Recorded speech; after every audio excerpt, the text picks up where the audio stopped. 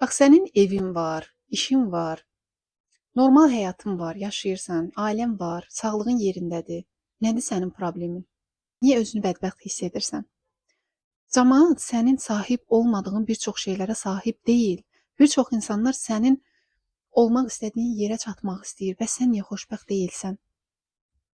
Baxın, bu fikirləri ətrafımızda bizi başa düşməyən, hansı ki insan psixologiyasının fərqində olmayan bir çox insanlar bizə deyir. Amma reallıq görəsən nədir? Həqiqətən də biz özümüzün fərqində deyilik. Həqiqətən də biz naşükürlük edirik görəsən. Yoxsa insan psixologiyası haqqında məlumatımız yoxdur.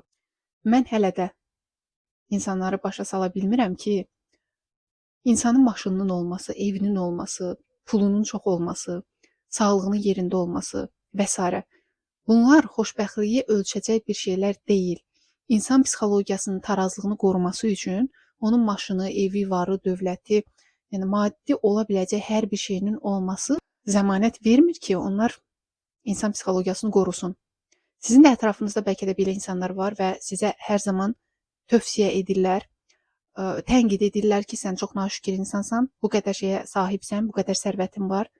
Bir çox insanların arzusunda olduğu yerdəsən, amma sən naşükürlük edirsən, amma sən psixoloji vəziyyətinin gərgin olduğundan danışırsan, sən özünü xoşbəxt hiss eləmirsən. Əslində isə burada qınanılacaq məqam yoxdur. İnsanın psixoloji vəziyyətini tənzimləyən faktorlar tamamilə fərqli olur. Bir insan maddi baxımdan hər şeyə malik ola bilər. Evi ola bilər, onu rahatlaya biləcək maşını ola bilər, rahat gedib gəlməsini təmin etmək üçün və s. Yəni bizim düşündüyümüz bir rahatlığa malik ola bilər. Amma bu o demək deyil ki, o insan özünü hər zaman xoşbəxt hiss edə bilər. Mənim burada deməyə çalışdığım o deyil ki, biz o kimi maddi sərvətlərə malik olsaq özümüzü xoşbəxt hiss eləməyəcəyik və yaxud da elə insanlar özünü xoşbəxt hiss eləmir. Bu deyil.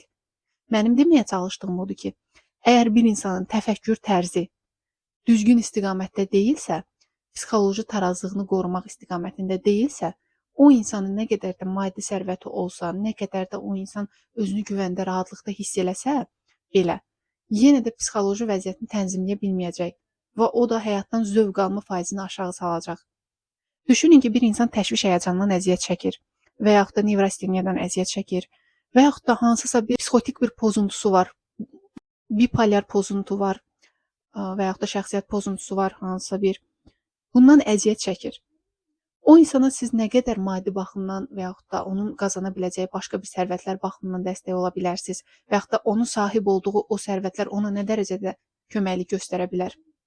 Burada beyin kimyasının pozulmasından söhbət gedir. Burada insan təfəkküründə yanlış düşüncələrin kodlanmasından söhbət gedir.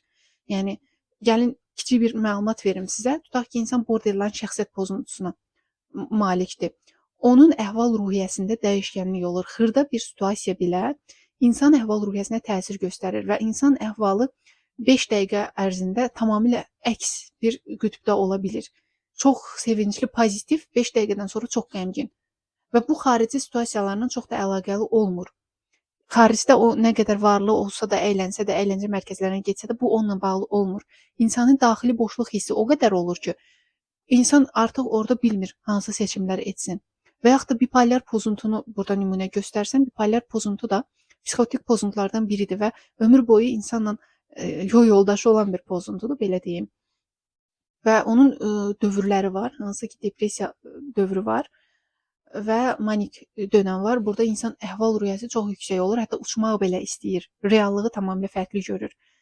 Depressiv dönəmdə isə insan əhval-ruhiyyəsi çox aşağı olur və bunu dərmanlardan başqa heç kim heç nə düzəldə bilməz və ona psixiatr dərman təyin etdikdən sonra insan müəyyən qədər özünü tənzimləyə bilir. Və siz orada düşünürsünüz ki, bu insanın hər bir şeyi qaydasındadır, maddi baxımdan özünü rahat hiss edir, nə istəsə eləyə bilər. Amma psixoloji vəziyyəti yerində deyil, tənqid edirsiniz. Yəni, reallıq budur ki, təfəkkür tərzində problem var və yaxud da psixotik bir pozuntusu var. Bu necə ola bilər ki, yəni necə bir əlaqəsi var ki, onun xarici dünya ilə? Və yaxud da insan təfəkkür tərzində yanlış, xətalı düşüncələri var. O səbəb-nəticə əlaqəsini biz normal insanlardan fərqli şəkildə qurur. Bunun xarici aləmlə heç bir əlaqəsi olmur. Ona görə də qısaca olaraq burada səsləndireyim. Mən də tez-tez rast gəlirəm seanslarda. Gəlib mənə deyir ki, misal üçün mən əziyyət çəkirəm problemlə və psixoloqa gəlirəm, amma ailəm məni qınayır ki, sən pulu boş-boş psixoloqa verirsən. Nədir ki, hər şeyin var, psixoloqa getmə, get dəniz kənarında dincəl və yaxud da get əyləncə mərkəzlərində vaxt keçir, sənin psixologiyan pozulması onunla bağlıdır və s. Düşünün ki, insan təfəkküründə bir problem var, düşüncələri təhlil eləyə bilmir. Biz ona tövsiyə edirik ki, sən get gəz hardasa və yaxud da əylən. Yəni bu bilirsiniz nəyə bənzəyir? Sanki insanın qıçı sınıb və biz ona deyirik ki, get qaç, düzələcək. Yəni nə dərəcədə düzgün yanaşmadır? Bu baxımdan hər zaman demişəm, indi də deyirəm. İnsan psixologiyasını bu qədər xəfifə almayın, türklər demiş. Yəni bu qədər asanlaşdırmayın. Bu qədər səthi yanaşmayın. Necə ki, biz fiziki baxımdan xəstələnirik, həkimə gedirik, dişimiz ağrıyır. Buna məsuliyyətsiz yanaşa bilmirik. Ağrı o qədər şiddətli olur ki, biz artıq məcburi şəkildə həkimə getməliyik. Eləcə də psixoloji pozuntular belədir.